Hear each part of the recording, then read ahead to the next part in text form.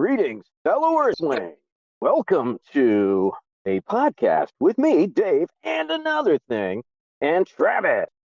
We're going to be talking about the Great Reset, World War III, the Fourth Turning, and what is next for the U.S. of A. Hashtag Red Pill. Pennsylvania boy, pretty much been raised as a Rush baby. Consider myself America first. You can call me a bit of a McCarthyist, some stuff. Been studying things like the Fourth Turning, Great Reset, and just seeing what's coming up here, and I'm not too thrilled. Yeah, scary times. Well, my name's Dave Smith. I'm an open-minded, left-leaning person, but I do not vote Democrat. I have rescinded my card. I am now a registered member of the People's Party. They don't take any corporate money, so I urge everybody to look into the People's Party, www.peoplesparty.org. Check out what they got going on, and if you're down with what we're doing, then you can help even just by spreading the word and posting stuff on Instagram or Facebook or Twitter or whatever. Just get the word out. They're now on the ballot they made it over the first hurdle. They're in the ballot in 15 states. Nice. So pretty cool. Are they over the hurdle over in your state? I'm in California. Yep. Nice. Awesome. Well, let's jump into it, man. Yeah, buddy. Want to start us off here? For sure. So, I sympathize with all human beings, right? I'm anti-war in every case. I don't want any country bombed. I don't want anybody killed.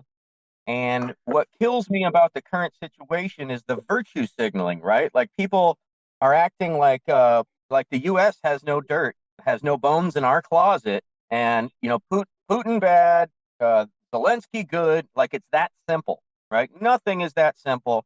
Nothing on earth is completely black and white. There's always a gray area, and history always plays a role. No moment exists in a vacuum, right?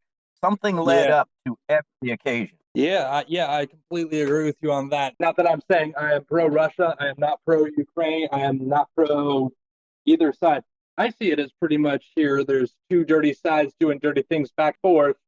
Granted, one was more of the aggressive, but I see it as dirt on dirt, back and forth. And the U.S., of course, as they typically do, try to fund this war, push it, and while still trying to play the whole "I'm not touching you" game. Right. I mean, come on. We've been sending them weapons since the 90s, right? And we just recently signed a $13 billion aid package. And what that means, people think aid, foreign aid, that means weapons. That means bombs, tanks, guns. That means, supporting death and encouraging death, not freedom, right? I just looked up a statistic because I was doing a podcast the other day, and in 2021, the U.S. government gave out $152 billion worth of aid. And what is it? 3.3 billion in military aid to Israel, 500 million for anti-missile defense, or missile defense, meaning you don't know if that's missiles or anti-missile hardware. And then this is the clincher: 5 million in humanitarian relief. Wait for it, for migrants to Israel, not for people who have been. There we go. So if you want to move to Israel, there's $5 million of U.S. money to help you do that, but it's not to help people who have been displaced. Are you kidding me? Yeah. So once again. So do you know exactly, as far as when you said for foreign aid in Israel with immigration, do you have any idea what in particular involving with the immigration that is exactly going to war? I'm not sure. But it was but it blew my mind to think, because I've studied that. Once again, I'm all about like humanitarian efforts on the real, but not with weapons.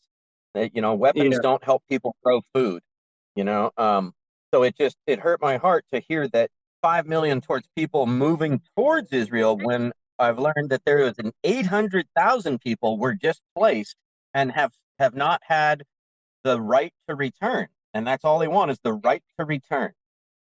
Yeah. But, those people are brown, so we don't care about them, apparently. Yeah, I mean, like, if you can't even take care of your own, how are you going to take care of others at this point? It seems like we're just displacing ourselves, if anything. Absolutely. And Like that we're kind of funding gets our us own into way. the Great Reset, right? Like American can't afford a $400 emergency, um, is living paycheck to paycheck, like 400 bucks. Like that's your brakes go out, you're screwed, right? Yeah, Um, you know, there's 500,000 homeless people every night in in the United States. It's an epidemic, and where's that $13 billion to help our country? I'm all about America first, and some people might think that we're like nationalistic by saying that. No, no, no, no, no. I'm saying yeah, with a surplus we could help other countries, but let's start here. Let's start yeah, here. Flint, Michigan still doesn't have drinkable water for how many years? yeah. What has that been since like 2013 or something like that? I think so. And that was intentional, right? This guy intentionally switched the water source to something that he knew was going to be bad, but they did it anyway, and that in turn led to lead poisoning of countless number of children. And lead poisoning is not reversible. It's the second strongest neurotoxin next to mercury. So these Yeah, kids are screwed. These kids are screwed for the rest of their lives. It's going to be like a wave of crack babies or something, you know? yeah. And correct me if I'm wrong, because I might be wrong in this, but I'm pretty sure for ever since what 2013 when this whole issue with their water over in Flint, Michigan has happened. Um, those people have still been paying taxes to get water that they cannot use. That has been nothing but destroying them. Correct. And they have to go to some, city center or whatever to get bottled water to drink in their home in the United States of America. So third world country status right here in the good old US of A. And then we could get into Detroit, Chicago. I mean, crumbling infrastructure and just, I don't know, man. I think looking at the Great I, Reset, it looks like it's by design. yeah, at this point, I would say it's a controlled collapse. At this point, Yeah, I can give. I understand the whole give way to, not necessarily say that it's malice or it's intention and that people are being stupid, but after just so long of just yanking someone's change and just going up, eventually you just have to come to the conclusion that maybe they're in this, like they're playing a different game than what most people think they are. A lot of people just think, right. oh, wow, we're incompetent. We can't get things done. Or maybe, you play dumb and, milk that vote. Right, exactly. Like George Bush is a prime example. People are like, "Oh, he's a bumbling idiot." Come on, man. Come on. Yeah, He's from he's from US royalty. Even if he was stupid, he had brilliant people in his cabinet as experts on everything.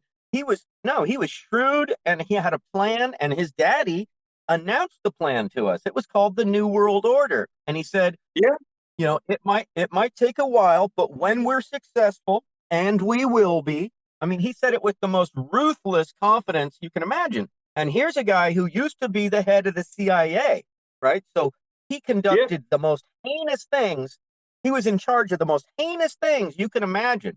So that's another thing that kills me is people are like, Putin's a bad guy. Okay, well, maybe he is, but we've got plenty of bad guys right here that we've had as president. And George Bush Sr. would be on the top of the list, right? Prescott Bush, the whole family is an evil crime family syndicate. Prescott Bush, Granddaddy Bush, was selling oil to the Nazis as Mobil Oil head, and Congress mandated that he stop, and he didn't.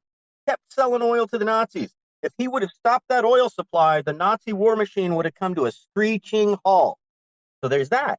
Then Yeah. Daddy Bush was implicit in the Iran Contra scandal, which was uh, smuggling cocaine into this country through Panama, um, shutting down our U.S. defense system, flying 3.1 tons of cocaine per plane load in an ex-CIA plane into Mena, Arkansas, when, wait for it, Bill Clinton was governor, and then that coke got distributed to 10 U.S. cities, and welcome to the crack epidemic. Hello.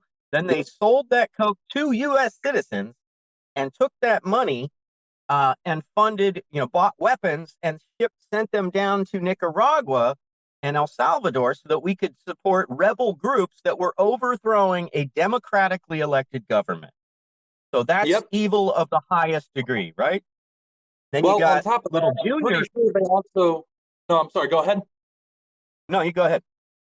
I said on top of that, I'm pretty sure didn't they off the guys that were flying it across to cover up their tracks, if I'm not mistaken, proxy of the cartel. Barry Seal was assassinated.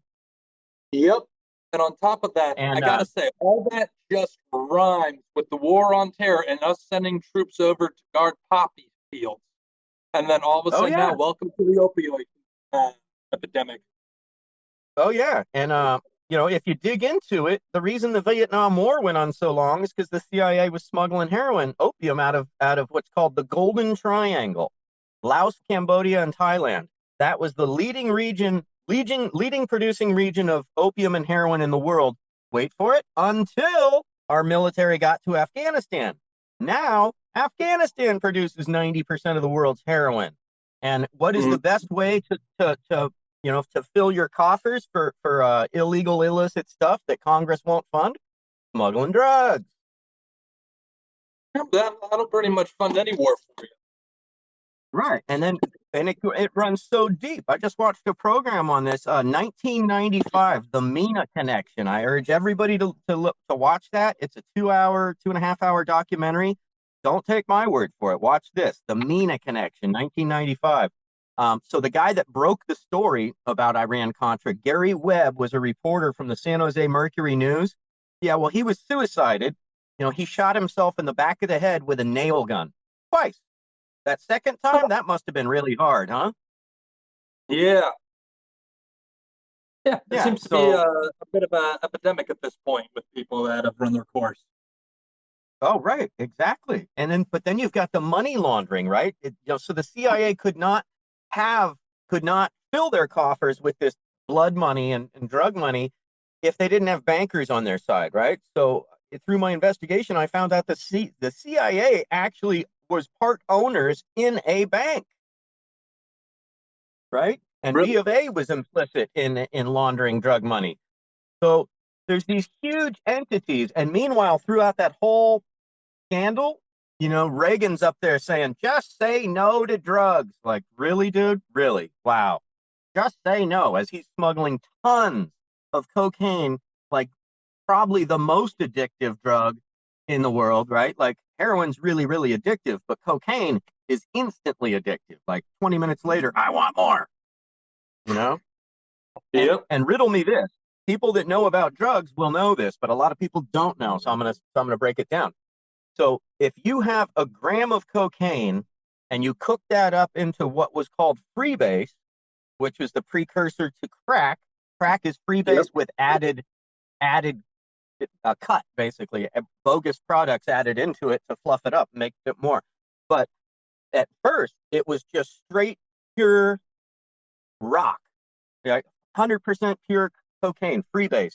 So that's what hit the streets first. Now, if you take a gram of cocaine and cook it up into freebase, you get 25% of your original product. Riddle me this. How could they take an $80 gram of coke, cook that up into a 1/4 gram of rock, and then sell that rock for $20? The only way you can do that is if you have an abundance of coke, right? Right. There was at the end of that scandal, there was actually a warehouse in South Central Los Angeles that was busted by LAPD, and it was being guarded by military MPs. They found 20 tons of cocaine in there. Jeez, man. This is all within that documentary you said you were watching in 1995? Yeah, well, most of it's out of that, but I've watched everything I can find on the subject because it's the darkest thing to me. So it shows that beyond a shadow of a doubt shows to me that no, the government is not your daddy. They don't love you. They're not taking care of you. They don't give a shit. You're a number. And in most cases, if you're not on their side, then you're in the way. Enter fluoride in our water, GMOs in our food, right? On and on and on. Well, and to circle back to you, I mean, to circle back to what you were saying earlier, with this being a controlled collapse, I know you mentioned about Bush is pretty much being one big royal crime family. I mean, you have to think about it. On top of all of that, the skull and crossbone, you had in that same group was who was running against President Bush in his second term? John Kerry. Same person, There you also go. in there with him. So you really don't have as much of a choice as you want. You get to pick your Right. favorite So time. there you go. So you can right. So are you going to choose evil or evil, right? And I got a great analogy for that. Like, when you leave a concert, does it matter which doorway you go out? No, they all lead to the same hallway, which then leads to the main exit door, right? So Yeah. our two-party system is basically that, the illusion of choice, but you only get to pick from people who are in the club, right? Yeah. I mean, come on, Bernie Sanders was filling stadiums. I went and saw him speak in San Francisco. There must have been 20,000 people there. Hillary Clinton could not fill a bedroom. How did she win? Oh, the DNC was busted throwing that primary. But that just went away. We're stuck with that, something similar over here in Pennsylvania on the Republican side of the ticket. A couple main people that are running. I think we have, if I'm not mistaken, two of them. One is Doug. I forget how you pronounce his last name. But the way you get in with a special election is the party picks you. Right. And so at that point, really, everyone that is set in front of you, it doesn't matter where you're coming down on primaries for the most part, all the way down into the general. If it's already picked for you, you really don't have all that much of a say in everything, do you? That's it. And those people would not be picked unless they were going to toe the line of a certain agenda. Mm-hmm. It's really despicable. And then we get to little baby Bush, right? The most recent, who people were like, oh, he's an idiot.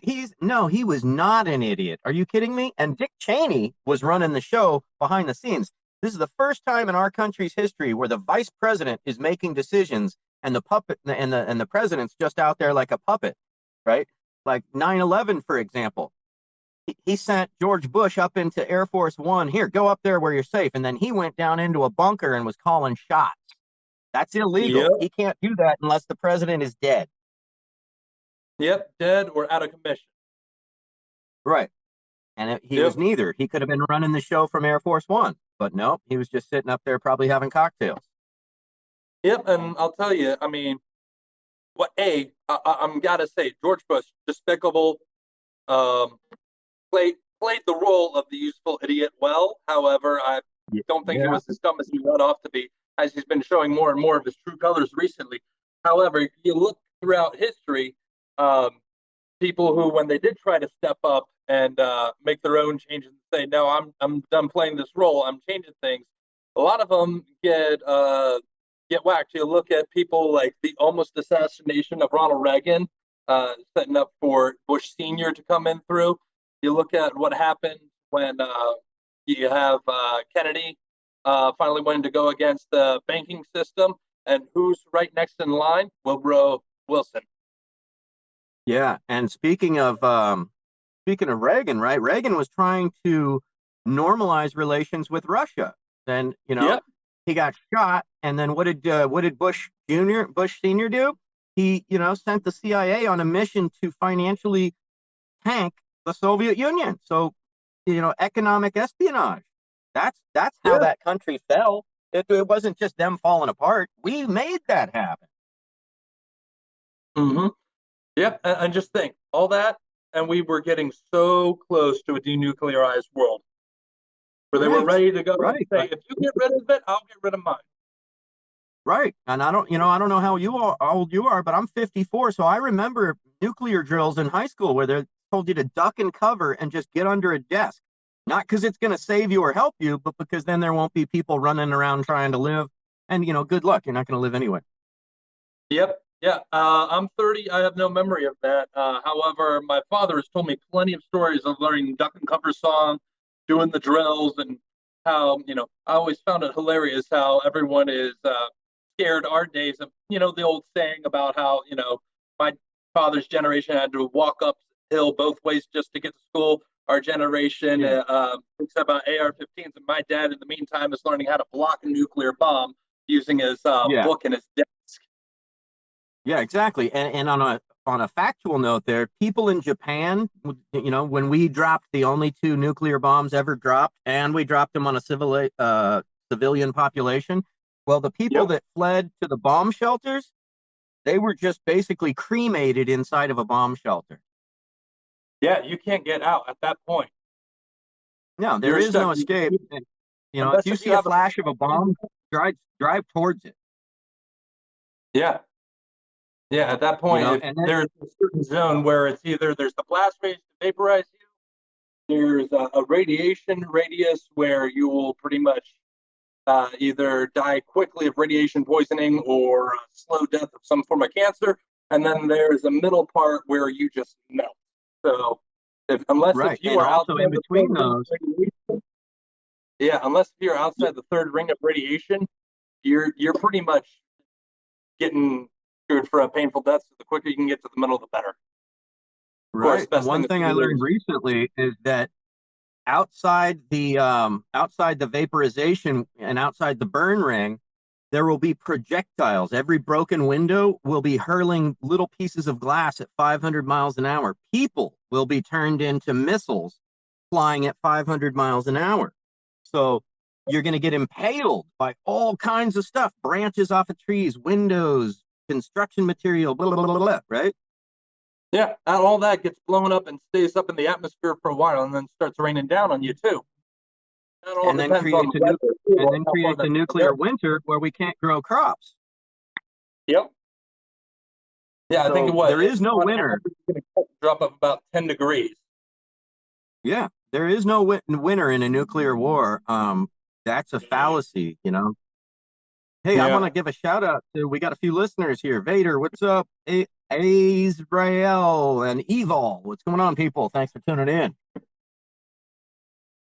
Yeah, but back to Baby Bush, right? So, so all 3 generations of the Bushes are guilty of crimes against humanity, war crimes, right? Like Dick Cheney had a plan to invade Iraq before 9/11. And so 9/11 was just the green light to go ahead with an already existing agenda. And I don't know if you've heard of the Project for the New American Century. It does not ring a bell. Sure, it's not all that much of a different from the other stuff. Right. It's a think tank of, all the people that were players in 9/11, basically. Paul Wolfowitz, Dick Cheney, a bunch of other guys. And this is a doctrine that they had printed out, so you can still find it online. They had it printed out saying, that basically we need to maintain U.S. hegemony, and the way that we're going to do that is to dominate and control the remaining resources of the planet.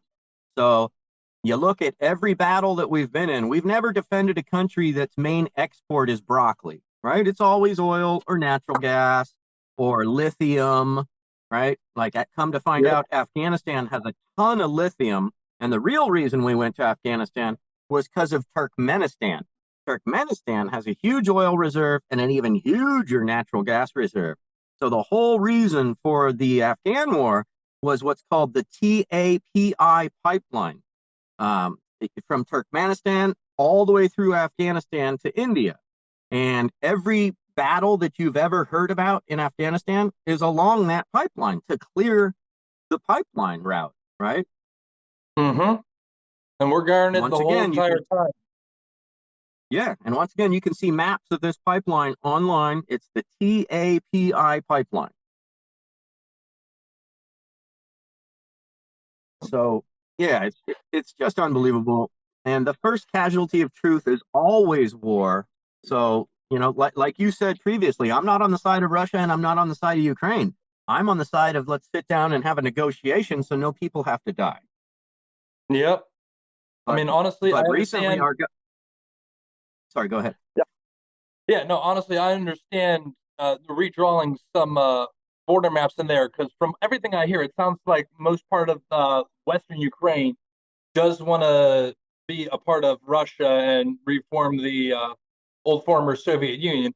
However, a lot of this just looks like simply Putin trying to put his foot right to the starting line for what might be coming down the line in about a month or so.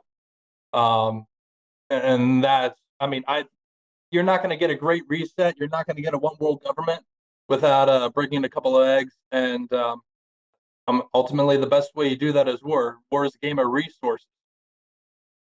That's right. You can't make an omelet without breaking a few eggs, right? And those eggs, in this case, are human lives. Like, oh, well, cost of doing business. Yep. And I mean, I'm not sure how familiar are you with the fourth turning. I'm not familiar. Please enlighten me. Okay. So, Hang tight. I just want to say, hang tight, listeners. We'll get to your messages there. I see them in a minute, but I just want to let Travis wrap up this point here. Yeah. So, basic study. The guy's last name is Howie.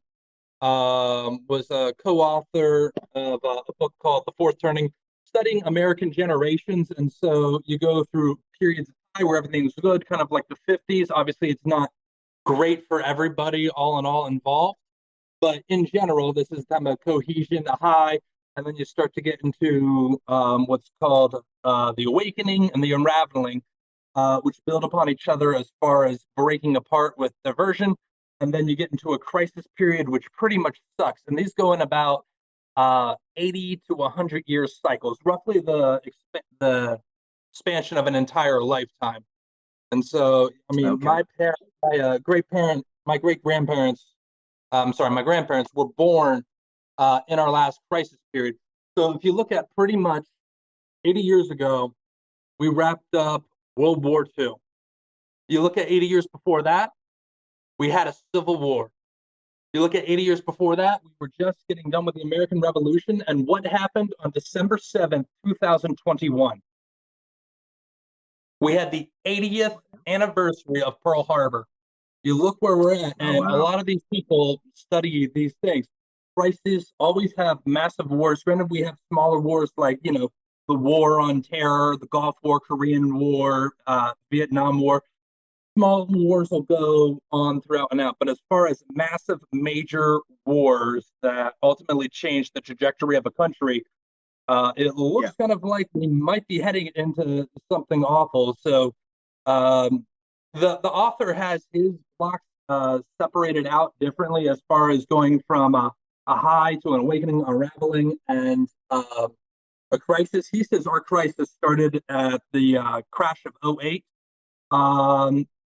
Due to the fact that it can go from about 20-year blocks to about 20-year blocks to about 25 to 30. Some can be a little longer, some can be a little shorter than the others.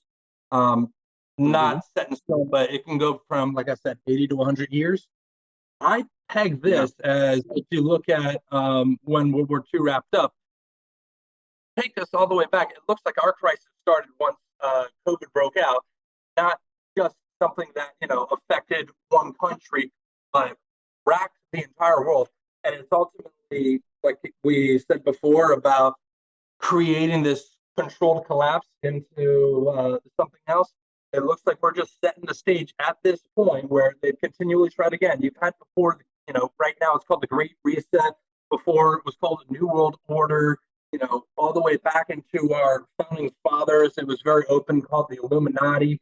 And so you look at where we're at now, it's just simply crisis or a point where we can go and there's a big change about to happen. And unfortunately, crises suck. And the big factor about it is it involves massive wars, typically some form of economic calamity, maybe a depression or a collapse, who knows? And the rule about wars is always the biggest weapons are always used in war. So everybody's automatically probably thinking, oh, nuclear war, we can get into a nuclear shooting war with Russia because it's just the one that we know. But here's the thing. Do you really think the CIA and all the other three-letter agencies and powers that be throughout the rest of the world, do Do you really think that they honestly don't have anything bigger than nuclear weapons that they haven't been quietly developing? I mean, the Manhattan Project, nobody knew entirely what they were working on because it was so compartmentalized. And now you get us to where we are now. Granted, everyone's looking at one thing while completely possibly missing something else. We just came up with Space Force 2017. Yeah, and that brings to mind the mother of all bombs, a conventional bomb that is horrific in size. Yeah, it's pretty much just one giant bomb of fire. How far did they say that bomb stand? Like, what? I think it was 2-3 miles. Yeah, so you could take out the whole downtown of any city, really, most cities. Yeah, you know, it's set on fire permanently. Well, not permanently, but you know what I mean. Just one big giant fireball. Here, let's run through these messages, hear what the people have to say, and then come back to it. Yes, sir. Hey, what's going on, y'all? It's Vladimir farting all up in the motherfucking building. How y'all doing? All right. Always good to have some levity. Got both the joke and the fact for you. My father's generation had Wonder Woman. My generation wonders if it is a woman. Yeah. That would explain why they're paying, or they feel like they got to pay Ukraine for their oil. Right? Shut our oil down. Interesting.